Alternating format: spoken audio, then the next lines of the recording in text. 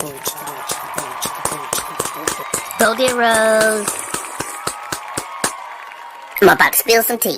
Some plus size tea.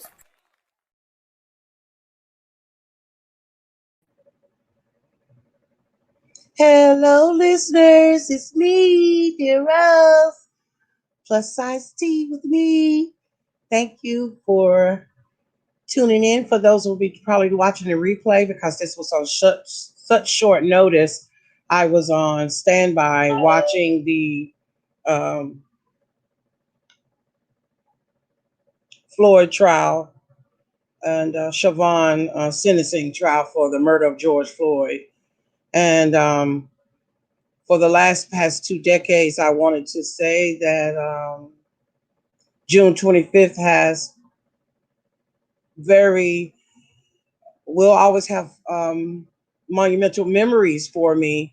A decade ago on June 25th, Michael Jackson passed. And now today, June 25th, the sentencing of Chauvin for the George Floyd's murder. So June 25th will always have such a big significance for me. A day before my birthday for the last 2 decades, these large significance, memories, or monumental things has occurred. It's so strange, but I guess such is life. Hi, Curtis. I don't know if you want to join to discuss. I don't know if you were watching the sentencing hearing. If you'd like to join in, I could send the link down and you can join in if you want to discuss or talk about it. But again, for those of you that are just now tuning into my channel, please like and subscribe, ring that bell so you can always know when I'm on. Again, I am Dear Rose of Plus Size Tea, and I want to discuss the Chauvin sentencing of the George Floyd murder trial. As we just heard just moments ago, former Minnesota police officer Derek Chauvin has been sentenced to 22 and a half years in prison for the 2020 murder of George Floyd.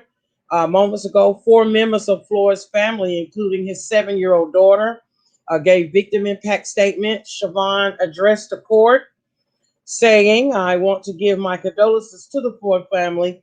And he also alluded to something that he couldn't speak on at the moment, but he felt that would give them some type of solace or some type of peace or something. But he couldn't discuss it, I guess, for legal issues or binding reasons why he couldn't discuss why he said that extra statement. Even the headline news analysis where I was watching the update said that they didn't quite know why he added that part after giving condolences to the Floyd family. He added something about something else that was that he couldn't quite speak on, would possibly give them answers or give them some type of peace or something like that. So we're not quite sure what that meant. Both sides were asking, prosecutors were asking for a 30-year sentence, and Chauvin's attorney was asking for probation and time served. He had only served like 199 he had only served 199 days since the murder, since he was arrested. I think it was in late November he was arrested of 2020 on the murder, the allegations of murder for George Floyd. But now that he has been convicted, I don't have to say alleged anymore. Also, the legal analysis team were kind of afraid that by his lawyer asking for time served and probation would hinder his case or make it bad on him for sentencing. I also found that he, of course, we knew he was going to appeal back in April when they first handed down the guilty verdict on all 4 counts. I knew that Mr. Nelson, Chauvin's lawyer, were going to appeal. And so he did.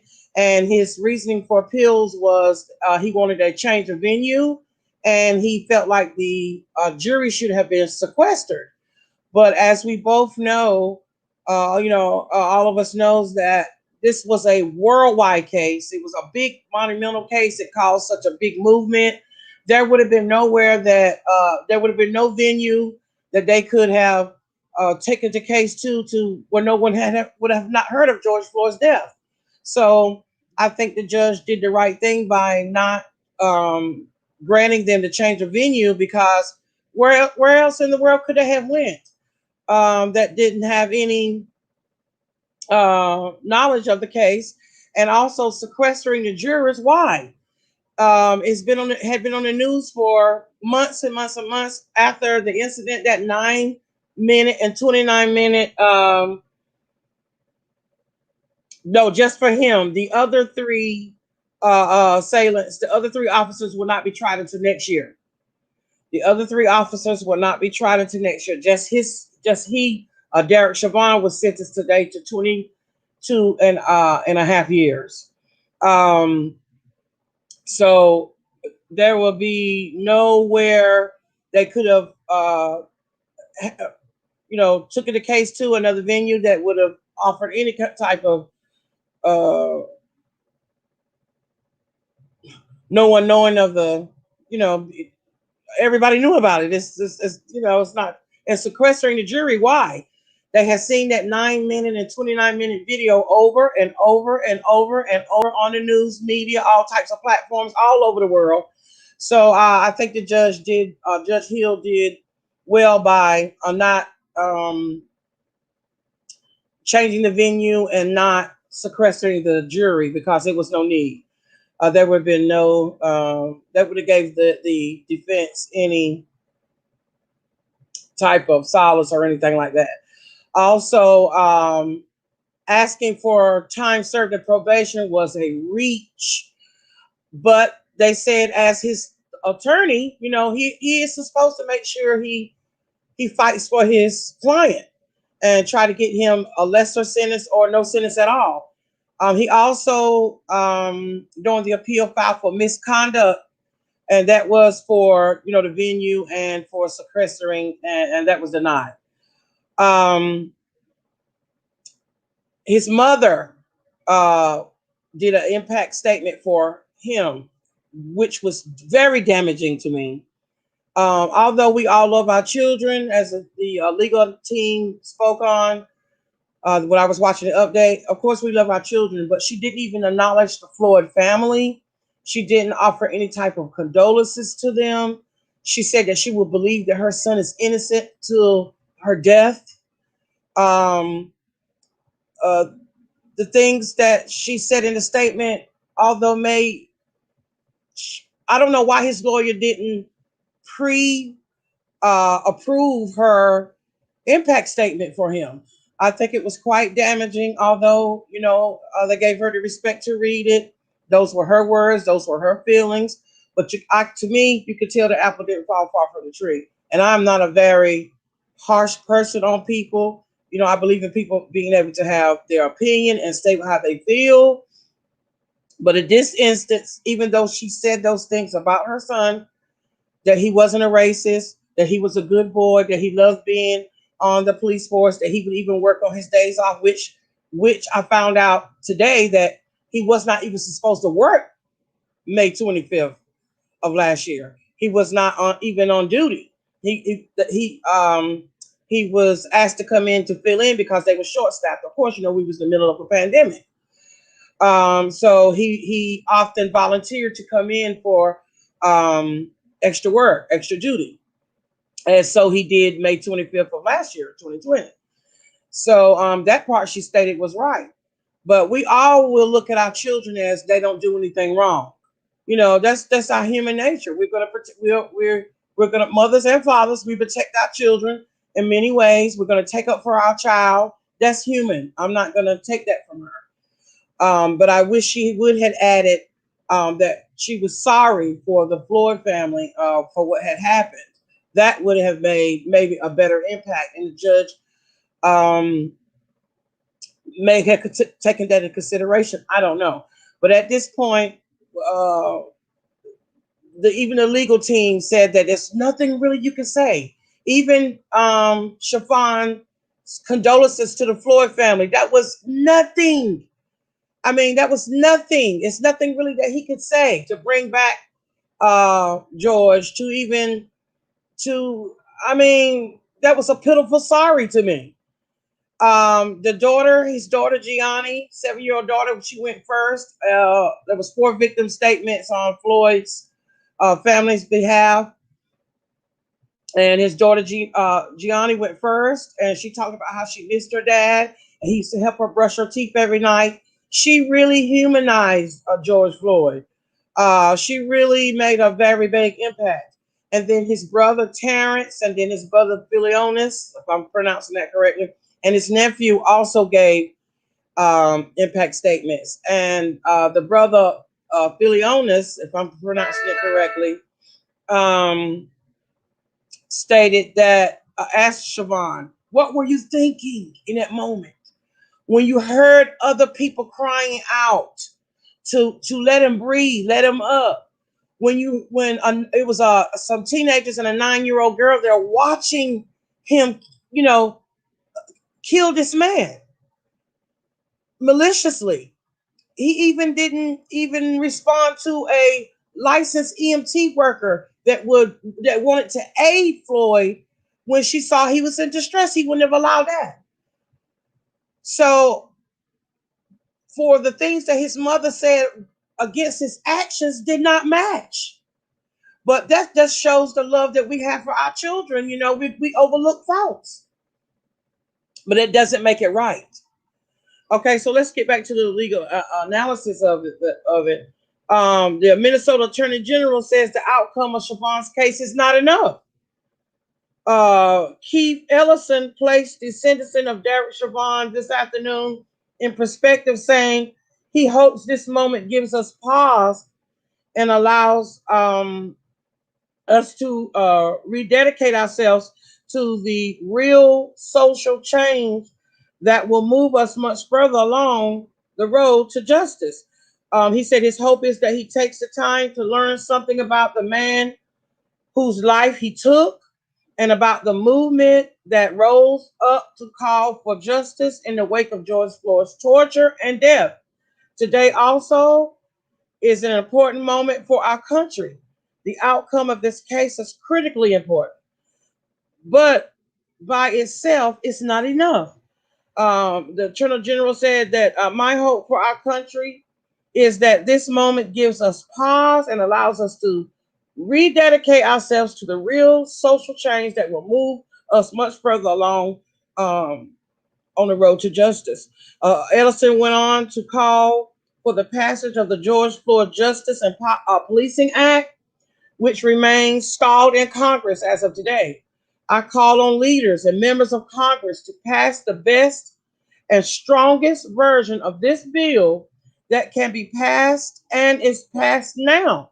President Biden called on the Congress to pass the bill, and it must be passed. Lives are dependent on it, and it's just that simple, he said.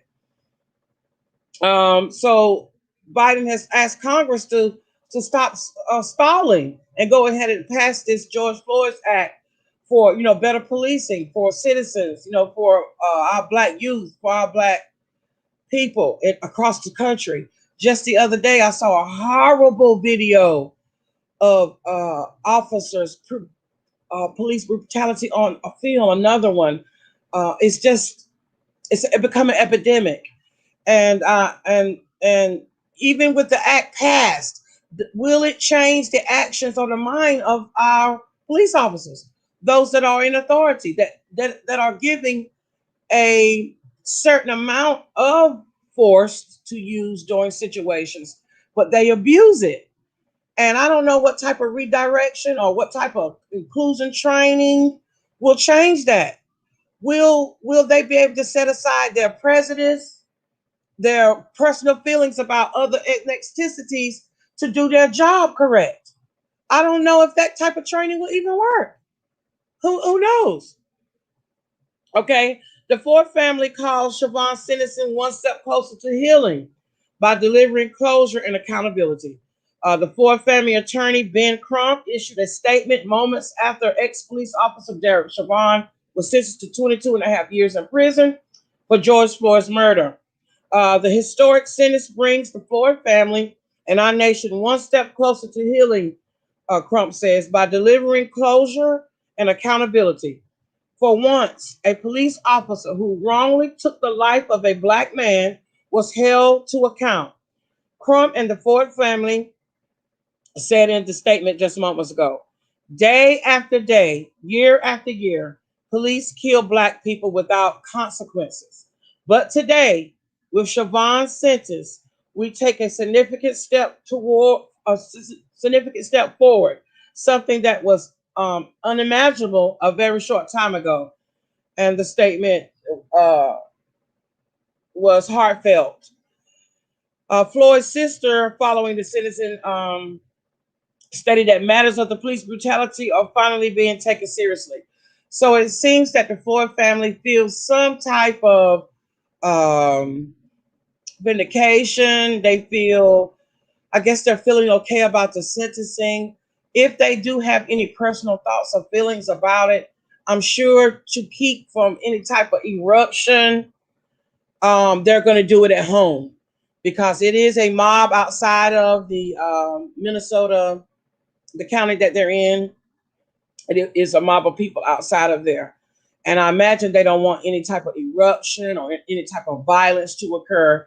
So if they are feeling a certain kind of way about the sentencing, they are holding it in and they're going to discuss it when they get home. But the brothers of George Floyd, they were very emotional. Even the lawyer that came up to do the final impact statement for the Floyd family's defense, for the prosecution, I'm sorry, he choked back tears when he was having to explain the actions of Chauvin, and it's really hurtful. And I guess it was a moment in his in his career where he's like, oh my God, I'm going to get justice for this family, and not only will it help the Floyd family, but it will help millions and millions of Black families or injustice, police brutality cases across the world, and those that um, that may be to come. Like I said, I don't know if that's going to stop the minds. We have to remember that police officers are humans with just uniforms on and behind a badge. They're men and women just like us. They're not superhuman. They don't have special powers. They don't click on a special kind of mind when they're out policing. All they have to stand behind is a badge and a uniform. So Blake breaking down that blue wall, that years and years and years of injustice amongst the officers and police brutality and prejudice and other entities inside of police forces such as white supremacy and all things like that, because inside of the police force are other cells that allow this type of police brutality to even exist. So it doesn't matter about you bringing in new officers or retraining or redirecting or changing the policy of force amongst the officers, if the mind of the officers are not going to adhere to it. They have hate in their hearts. They can't separate their hatred for a certain minority of people to even do their job. You have to change the minds of these people that do these types of things. They just don't roll up on the scene and say and start a beating or mistreating a Black man just because of the crime they committed or no crime or suspicion. They do it because it's in their hearts, because it's in their minds, because it gives them the opportunity to exert their power. That's why. Van Jones, he's not happy. Van Jones calls the Chauvin sentencing very disappointing, and it's a punch in the gut. CNN political commentator Van Jones reacted moments after the judge sentenced Derek Chauvin to the 22 and a half years in prison, calling the sentence very disappointing. and saying the judge should have handed down the maximum possible penalty for the murder of George Floyd. He says, I know people doing 15 years for nothing for victimless crimes of drug possession, said Jones, referring to the minimum time Chauvin is likely to serve in the case. Very disappointing. Jones pointed to aggravating factors the judge had identified in the case, saying they should have resulted in harsher sentencing, both as a punitive measure for Chauvin, but also a warning to other law enforcement officials. Any one of those aggravators what this man did should have been the maximum of the maximum, said Jones. It's a punch in the gut. Law enforcement across the country should look at something like this and say, look, you can't do this type of stuff. You're never going to come back home, Jones said. It's disappointing. He said it was very disappointing to him. And I think they said in the state of Minnesota, he'll only have to do a third of it, 1/3 of that 22 years. Good, good behavior and things like that. Also, another factor about his sentencing was where he would serve his time. It is the duty of the Minnesota Department of Prisons to protect his person, protect the health of him and his life. So right now he is in sequestration in prison, and when I'm sure when they move him, he will be isolated. He'll be sequestered. He will be sequestered from other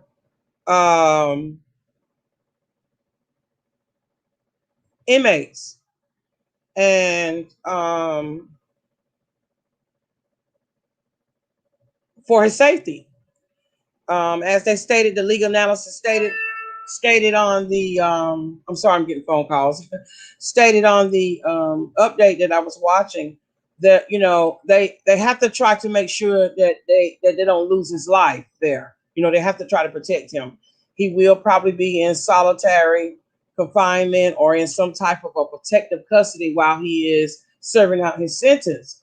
Of course, they are going to appeal. They have 90 days to appeal. Of course, he's going to appeal. I don't know what that's going to do. And the reason why I'm thinking that he won't win any appeals is because of the nature of the crime, is because of the climate that we're in with the racial injustice and the police brutality and things like that. I don't see him winning any type of appeals or anything like that. But what I do see is them upholding that 22 and a half years. All he can do is go in, good behavior, and try to get out. Now, that's another fight he'll have, because when you get ready to be paroled, they ask the victims' families their input, and they can always rule against you being paroled or give reasons why you shouldn't be out.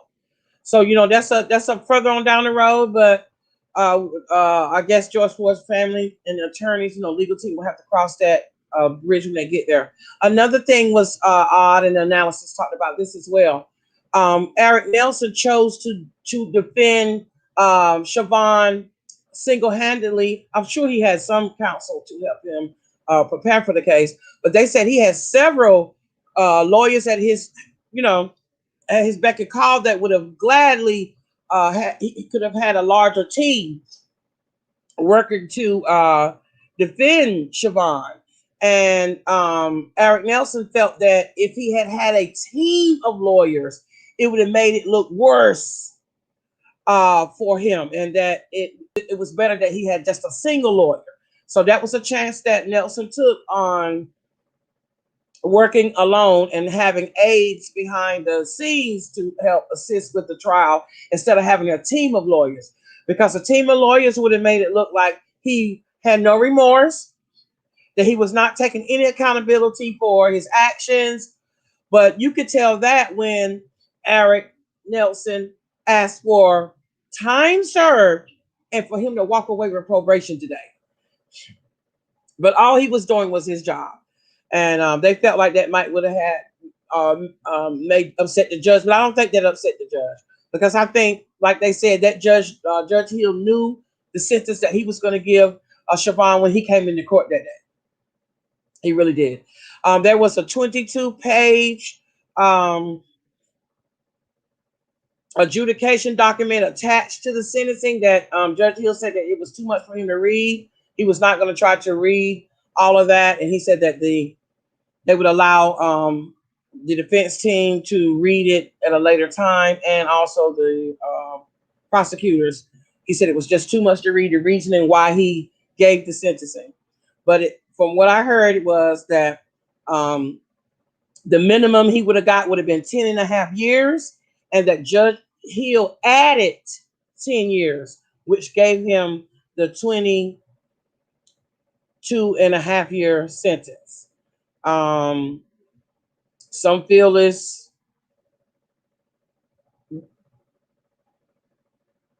in the George side, I guess they feel like it's a good enough sentence. They do. I did hear the Floyd's attorneys representatives say that within 30 days they will be filing maybe like a civil suit or trying to get some type of restitution now that the criminal trial is over. So I think they will be filing for some type of restitution for I'm sure from the Minnesota Police Department and whoever handles that. And I don't doubt that they will be awarded anything. I believe that they will be awarded whatever they ask for within legal rights. So I don't think they're going to have any problem collecting on whatever the civil part of this case will be. I think that will be cut and dry. I don't think they will have any issues on collecting any monies, which no money will bring back George Floyd. But the family has been through a lot. The brothers, his daughter, she will never have her father walk her down the aisle, proms, father and daughter dances. And this is another thing we have to remember for cases going on, any type of situation, small, little, big, whatever. Something, George Floyd may have been considered a menace to the police, or he may have been considered, having a criminal history. But that didn't stop him from being a father. That didn't stop him from being a brother. That didn't stop him from being someone's son, someone's father. That's just one side of a man. He was a great father, the way the little girl spoke of him. He was a great brother. They loved him. Everybody has faults, but it doesn't warrant you losing your life for your character flaws. And that's what Chauvin did not even have any type of tolerance for another man's life. You don't get to choose who lives and dies at your hands. And the smirk on his face and his hands in his pocket is what got everybody. That 9 minute and 29-second video said it all. Just like his brother Philemon said in his impact statement, if that had been a black man, it would have been an open and shut case, and more time would have been allotted. More time would have been given. He may not even have lived to go to trial. So the racial injustice and the police brutality, I don't know how we can even begin to stop it. Because like I said, these are regular men and women, human beings just like us, but they just are in a uniform and behind a badge. And if you don't change the mindsets of people, it's just gonna be a vicious cycle over and over, over and over, over and over. That's all it's gonna be. How can you stop the hate in someone's heart? How can you stop the way that white supremacists or other different types of people that are prejudiced? How can you stop their parents growing them up in that type of hate, or making them think that other people or minorities are inferior to them, and they're better when we all God's children. We all bleed red. We all hurt. We all have the same heartache and pains. No one is better than the other. So hatred starts way before they even think about joining the force.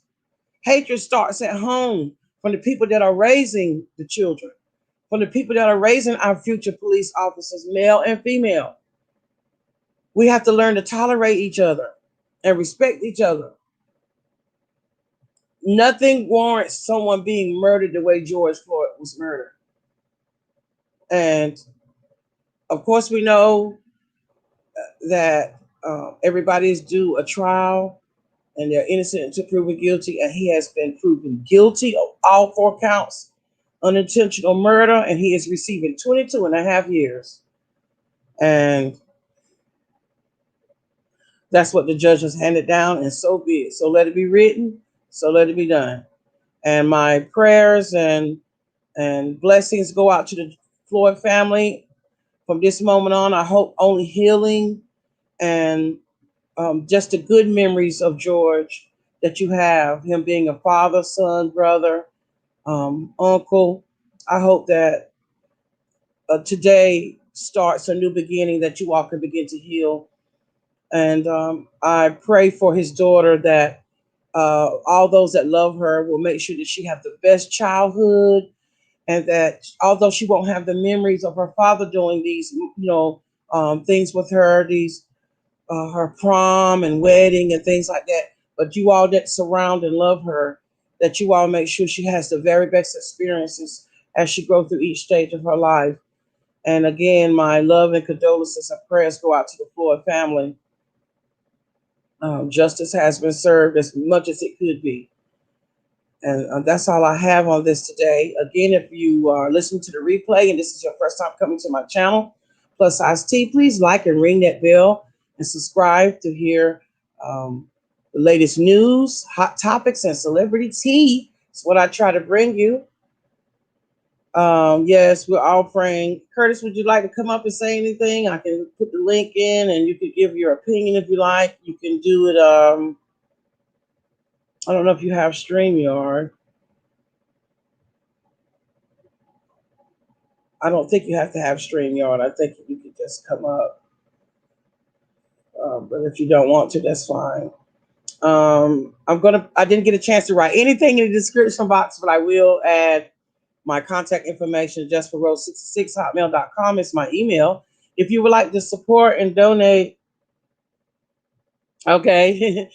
I understand. If you would like to support and donate to the channel, you can. If not, I just love bringing you the hot topics and news. I thought this was something monumental and that you all will want to hear about it. I don't know if they're playing it on the major channels, but I saw it on a cable news channel. And sometimes when something is on cable news, you have a tendency not to get it till late.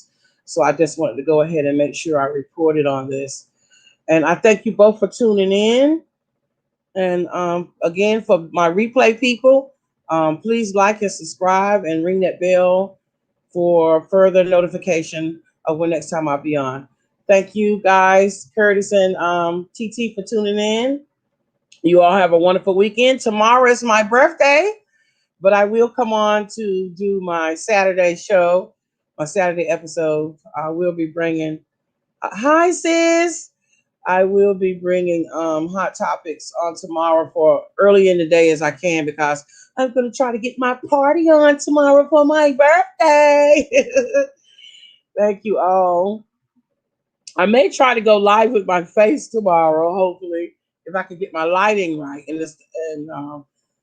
But anyway, I do thank you guys for tuning in. And again, have a blessed and happy weekend. Let's keep the Ford family in our prayers. And